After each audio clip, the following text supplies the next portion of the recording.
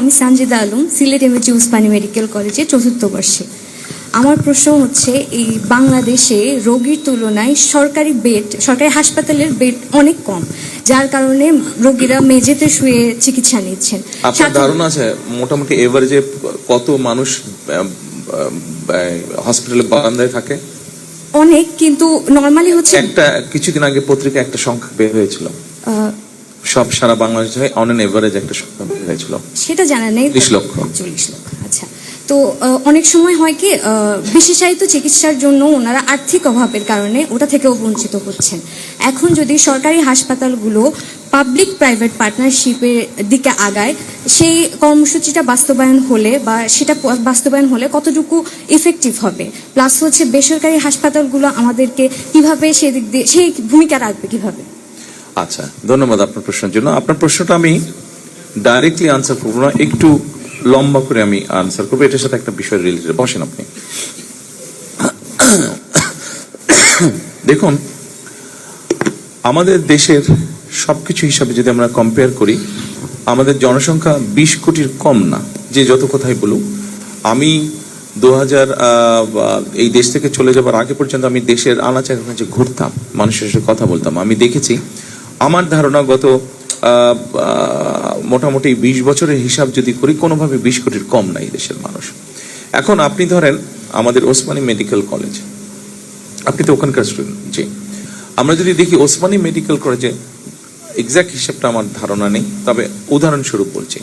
ধরেন আপনার ওসমানী মেডিকেল কলেজে প্রতিদিন হসপিটাল কর্তৃপক্ষ সে 1000 মানুষকে ট্রিটমেন্ট দিতে পারে। গভর্নমেন্ট থেকে তাদেরকে যেই ওষুধপত্র দেওয়া হয়, যে সার্জিক্যাল ইকুইপমেন্ট দেওয়া হয়, যে ব্যান্ডেজ বা যে সিরিঞ্জ, যেই মেডিসিন যাই দেওয়া হয় না কেন, 1000 লোককে সে ম্যানেজ করতে পারবে। কিন্তু আপনি যদি সকালে দেখেন, যেহেতু আপনি ওখানে কাজ করেন, নিশ্চয়ই আপনার এক্সপিরিয়েন্স আছে, আপনার না হলে ওখানে 2000 লোকের কিউ হচ্ছে প্রতিদিন 2000 লোকের কিউ হচ্ছে। এখন যতই আপনি তাকে 24 ঘন্টা আপনি ট্রিটমেন্ট দেন না কেন, আপনি 1000 উপরে তো যেতে পারছেন না, আপনার ক্যাপাসিটি ওরকম। এখন তার মানে কি, মানুষ অসুস্থ হচ্ছে, আসছে, কিন্তু প্রপার চিকিৎসা সুবিধা পাচ্ছে না। এখানেই আমরা প্রাইভেট এবং পাবলিক পার্টনারশিপটা নিয়ে আসছি। প্রাইভেট পাবলিক পার্টনারশিপটা কি? প্রাইভেট পাবলিক পার্টনারশিপটা হচ্ছে, ধরেন ওসমানী মেডিকেল কলেজে একজন মানুষ আসলো, আপনার ধরেন কিডনি ডায়ালিসিস করবে। তো কিডনি ডায়ালিসিস করার জন্য একটা মেশিন আছে, আমি শিওর একটার বেশি মেশিন আছে, আমরা উদাহরণ হিসাবে ধরছি বোঝানোর জন্য, একটা মেশিন আছে। এখন এই একটা মেশিন পুরো মাসে হয়তো 100 জন লোককে ডায়ালিসিস করতে পারে, কিন্তু দেখা যাচ্ছে যে ওখানে ডায়ালিসিস করার জন্য যে কিউটা হচ্ছে, সেখানে 200 জন মানুষ হচ্ছে। আমার ঠিক প্রাইভেট এখানে নিশ্চয়ই এরকম হসপিটাল আছে যাদেরও একই ফ্যাসিলিটি আছে। কোন একটা নাম বলতে পারবেন private hospital? Sorry, north east medical. আচ্ছা, ধরেন নর্থ ইস্ট মেডিকেলেও ডায়ালিসিস মেশিন আছে। সেই ডায়ালিসিস মেশিনের ক্যাপাসিটি হচ্ছে 100 জন মাসে। তো আমরা যেটা চিন্তা করছি, আমাদের যেটা পরিকল্পনা আছে, সেটা হচ্ছে আমরা Osmani medical north east medical কলেজের সাথে আমরা কথা বলবো, তাদেরকে বলবো, দেখো তোমাদের একটা মেশিন আছে, কিন্তু তোমাদের যেহেতু প্রাইভেট হসপিটাল, তোমাদের খরচ যেহেতু তোমরা বেশি নাও, স্বাভাবিকভাবে ওরা হয়তো সে মাসে 30 জন রোগী পায়, তার মানে 70টা খালি থাকছে তাদের। আর আমাদের ওসমানী মেডিকেল কলেজ, সেখানে 100 জন বেশি আছে, 100 জনের থেকে 200 জন আছে। আমরা ওদের সাথে কথা বলে, ওদের সাথে আলোচনা করে আমরা ওদেরকে কি পরিমাণ পেমেন্ট করব, কারণ একটা তো হিসাবে একটা জানাই থাকে যে কি পরিমাণ খরচ হতে পারে ডায়ালিসিস করতে গেলে, একটা ধারণা। তাদেরকে মিনিমাম তাদের একটা প্রফিট ধরে আমরা বলবো যে তুমি কেবিনে রাখবা পেশেন্টকে। কেউ যদি ওয়ার্ডে থাকতে চায়, সেটার খরচ সে নিজে দিবে, বাট কেবিন পর্যন্ত সরকার বহন করবে। তখন আমরা ওই যে 70 জন, ওখানে যে 100 জন আছে, 100 জন থেকে আমরা সরিয়ে নিয়ে এসে এদেরকে নর্থ ইস্ট মেডিকেল কলেজে তাদেরকে আমরা দিব। এটাই হচ্ছে বেসিক্যালি বেসিক থিওরি, যেটা আমাদের বেসিক পরিকল্পনা, যে প্রাইভেট পার্টনারশিপ। অর্থাৎ কারণটা এই জন্য, আপনি দেখেন, আপনি যদি এখানে এখন ওসমানী মেডিকেল কলেজের যদি সেকেন্ড শাখা আপনি খুলতে যান, আপনাকে আজকে প্ল্যান করতে হবে, জমি অধিগ্রহণ করতে হবে, বাজেট স্যাংশন করতে হবে, মেশিন আসবে, কন্ট্রাক্টর হবে, টেন্ডার হবে। একটা রাজনৈতিক সরকারের মেয়াদ সাধারণত 5 বছর। By the time you finish the hospital, তার কাজ যখন শেষ হয়ে যাবে, রুগী যখন সেবা পাবে, ততক্ষণ একটা সরকারের মেয়াদ শেষ, রুগী হয়তো সেবা পাবে। কিন্তু মূল বিষয়টা এখানে না, সরকারের মেয়াদ শেষ এটা মূল বিষয় না, মূল বিষয়টা হচ্ছে আপনার সেই ডায়ালিসিস রোগী 5 বছর পর্যন্ত কি ওয়েট করা সম্ভব? তার পক্ষে সম্ভব না, ও বেচারা তো মারাই যাবে, মানুষ তো মরেই যাবে। তো সেই জন্যই আমরা প্রাইভেট পাবলিক পার্টনারশিপটা করতে এসেছি। এটার পলিসিগুলো ঠিক করে সবকিছু ঠিক দ্রুত ঠিক করে ফেলতে পারলে 3 থেকে 6 মাসের মধ্যে আমরা এই সার্ভিসটা আস্তে আস্তে আস্তে আস্তে মানুষের কাছে পৌঁছে দিতে পারবো। এই ক্ষেত্রে আমরা যেটা সিদ্ধান্ত, মোটামুটি পরিকল্পনা আছে, সব রোগের ক্ষেত্রে বিষয়টা হবে না।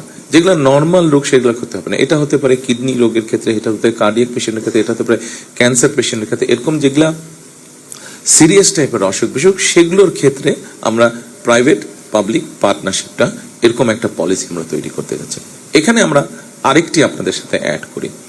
আপনি দেখেন, আপনি করলেন তারপরে প্রাইভেট পার্টনারশিপ, পাবলিক পার্টনারশিপ, তারপরেও কিন্তু আপনার মূল লক্ষ্যকে মানুষকে তো সুস্থ রাখা, মূল লক্ষ্যটা হচ্ছে মানুষকে সুস্থ রাখা। সেই জন্য আমরা আরেকটি পরিকল্পনা করেছি। আমি জানি না আপনাদের সাথে একটি শব্দের পরিচয় আছে কি, পল্লী চিকিৎসক।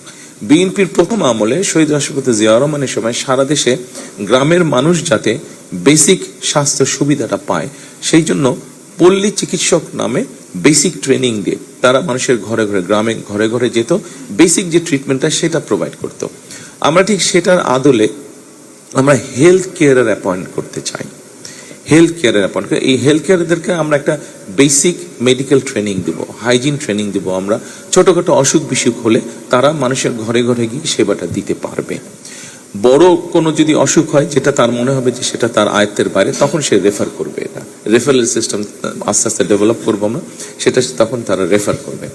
এখন এই যে যাবে, যে তারা ঘরে ঘরে যাবে, মানুষকে ট্রিটমেন্ট দিবে, হাইজিন শেখাবে, এখানে গিয়ে তারা মানুষকে অ্যাওয়্যার করার চেষ্টা করবে যে ঠিক আছে, এইভাবে লাইফস্টাইল খাওয়া দাওয়া হওয়া উচিত, যে আপনি চিনি বেশি খাবেন না, মিষ্টি বেশি খাবেন না, তাহলে ডায়াবেটিস থেকে রক্ষা পাবেন।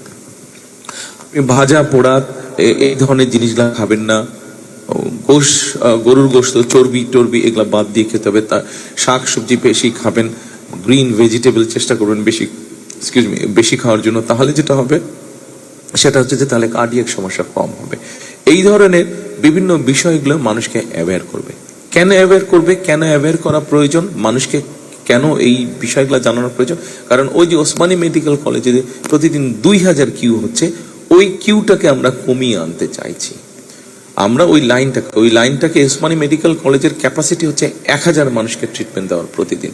আমরা যদি এই কিউটাকে ধীরে ধীরে ধীরে ধীরে কমিয়ে আনতে পারি, আপনি তাহলে কিউটাকে কমিয়ে আনলে সরকারের উপরে খরচ কম পড়বে, প্রেশারটা কম পড়বে, খরচের স্টেটের খরচটা কম পড়বে, এবং যেই মানুষগুলা যাবে ট্রিটমেন্টের জন্য সেই মানুষগুলা আস্তে আস্তে বেটার ট্রিটমেন্ট পাবে। এরকম, এবং আমাদের বোন যে বললো যে হসপিটালের বারান্দায় মানুষ শুয়ে থাকে বেডের অভাবে, সেটার পরিমাণও আস্তে আস্তে আস্তে কমে আসবে। এটা যে 1 সপ্তাহ, 1 বছর, 2 বছরই যে ব্যাপারটা হয়ে যাবে তা না। আপনি যখন শুরু করবেন কাজটা, পলিসি নিয়ে যখন কাজ শুরু করবেন, সময় লাগবে, কিন্তু আমরা কনফিডেন্ট ইনশাল্লাহ। আমরা সকলে মিলে যদি কাজ করি, আপনাদের মতন ইয়াং ডাক্তাররা যখন ফুল ফ্লেজেড ডাক্তাররা আপনারা কাজ করবেন, আমরা ওই গোল আমাদের ইনশাল্লাহ অ্যাচিভ করতে পারবো।